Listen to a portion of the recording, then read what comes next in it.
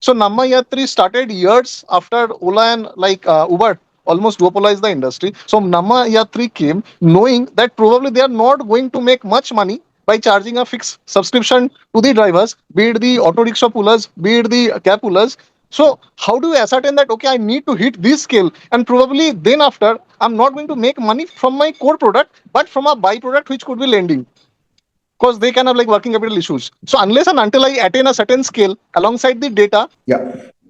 Loaded question. I'll try to answer value by with less. One thing we believed is that the capital intensive business model doesn't work for us. Like for example, owning the cars, because India is a very decentralized country, so we're not owning the.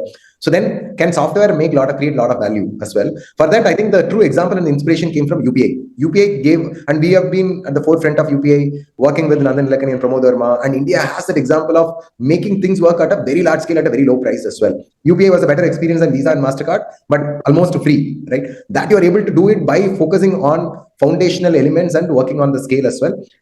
And again, we give this credit to India Stack iSpirit team, which is also at the forefront of a lot of India specific innovations as well. But I think what we realized is that maybe the 20% doesn't make sense as a commission. You can operate at a much lower margin. If you have to operate at a much lower margin, then again you can't spend a lot on 2% for a driver.